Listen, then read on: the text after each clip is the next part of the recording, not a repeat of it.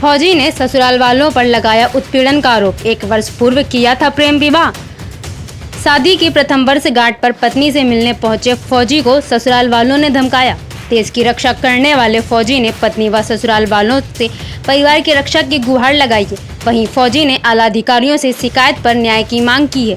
बताया जा रहा है कि नौबस्ता क्षेत्र के अर्रा इलाके में रहने वाले अनुराग गुप्ता ने अपनी पत्नी व ससुराल वालों पर आरोप लगाते हुए न्याय की गुहार आला अधिकारियों से लगाई। वहीं पीड़ित ने बताया कि उनका प्रेम विवाह करीब 1 साल पहले आर्य समाज से हुआ था, जिसके बाद फौजी अनुराग ने अपनी पत्नी प्रियांशी गुप्ता को लेकर अपने परिवार के साथ घर में रहने लगा तथा छुट्टियां खत्म होने के बाद काम पर निकल गया। वहीं आरोप लगाते हुए कहा कि जिलाधिकारी की असिस्टेंट बताने वाली उसकी सास सरला गुप्ता ने एक षड्यंत्र के तहत अपनी बेटी की शादी कोर्ट व आर्य समाज में हमसे करा दी और आए दिन ड्यूटी से मिलने वाली पेमेंट की मांग करते हुए मानसिक प्रताड़ना देते हुए पूरे परिवार को फर्जी मुकदमों में फंसाने की धमकी देने लगे। फौजी अनुराग ने बताया कि उनके द्वारा विगत 1 वर्ष में लाखों रुपए पत्नी के खाते में ट्रांसफर किए गए हैं। अनुराग गुप्ता के अनुसार उनकी सास सरला गुप्ता क्षेत्र की दबंग महिला हैं। उनके द्वारा ऐसे कई प्रकरण पूर्व में किए जा चुके हैं। फौजी अनुराग ने बताते हुए कहा कि जितने भी आरोप उसकी पत्नी प्रियांशी एवं सास सरला गुप्ता के द्वारा लगाया जा रहा है वह निराधार है। 7 महीने के अंतराल के बाद वह इसका आरोप सिर्फ और सिर्फ आर्थिक एवं मानसिक उत्पीड़न करना चाहते हैं। पीड़ित परिवार के प्रशासन से निष्पक्ष जांच कराने की बात कहते हुए बताया कि 1% की गलती होने पर उनका परिवार सजा भुगतने को तैयार है। पीड़ित परिवार ने आला अधिकारियों से न्याय की गुहार लगाई है। वहीं पीड़ित परिवार ने न्याय न मिलने पर परिवार सहित आत्मदाह की भी बात कही है। क्या नाम है आपका? मैं एक भारतीय सेना का जवान हूँ और मैं आज आपको एक अपने आप को समाज सेविका बताने वाली, देश की भक्षक, जो समाज सेविका बताती है वो देश की भक्षक है, उसके बारे में आपको जानकारी मैं देना चाहता हूँ। क्या नाम है उनका? आगे मैं बताता हूँ इसके बारे में। क्योंकि इन्होंने क्या किया, बहुत ही बुरी तरह गिरकर, बहुत ही किसी भी हद तक गिरकर मुझे बुरी तरह फंसा रखा है, जो कि मैं आज बताना चाहता हूँ आपको। अपने कानपुर के जिलाधिकारी महोदय की असिस्टेंट और उनकी कमेटी के सदस्य बताने वाली खुद को श्रीमती सरला गुप्ता, जो कि हंसपुरम नौबस्ता की निवासी हैं। उनके पति का नाम रमन गुप्ता है।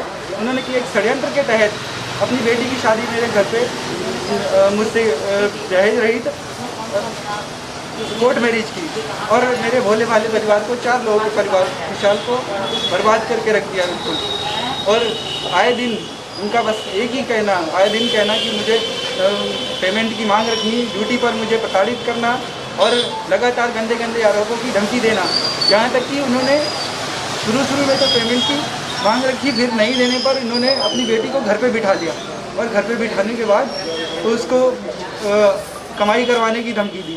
मैं अपनी पत्नी को ले जाने के लिए जब पहुंचा तो उन्होंने अपने जेठ जो कि राजू और उनके भतीजे विनय गुप्ता और अंजलि गुप्ता और उनके माता पिता सारे लोग आकर मुझे धमकी देने लगे और गंदे गंदे आरोपों में फंसाने की बात बोलने लगे और पिटाई की भी धमकी दी इन्होंने।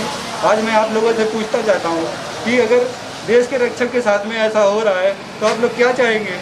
कितने साल पहले शादी हुई थी? अभी 1 साल भी नहीं हुआ मेरा। आज शादी होने के बाद कितने दिन आपके साथ रही हैं वो? मेरे साथ मुश्किल से 3 महीने रही। आज मेरी एनिवर्सरी, आज मैं मनाने के लिए आया था और इन्होंने ऐसे ही, अगर इसी तरह देश के भक्षक इसी तरह अगर देश के रक्षकों को खाते रहेंगे तो हम आपकी सेवा करने में समर्थ नहीं है इन सब चीज़ों को लेकर। और मैं आज बहुत ही डरा हुआ हूँ।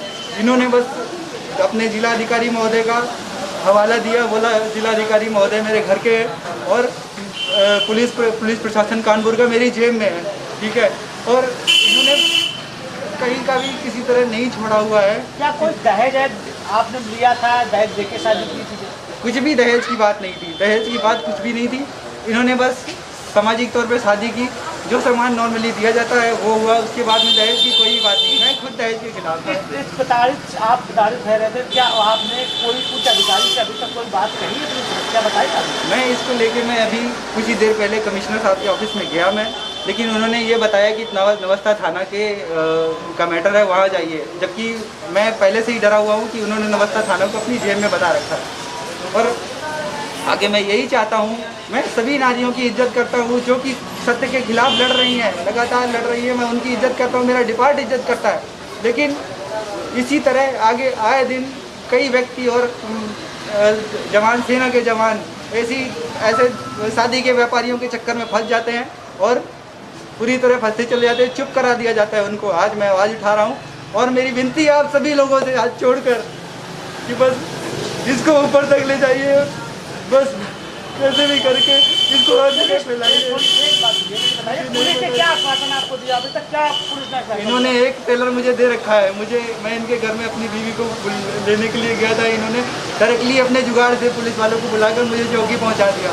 वहाँ पे इन्होंने काफ़ी सारे लोगों को इकट्ठा किया, मेरे माँ बाप ढूंढते हुए पहुँचे तो उन्होंने सुपुर्द कर दिया और कुछ भी नहीं।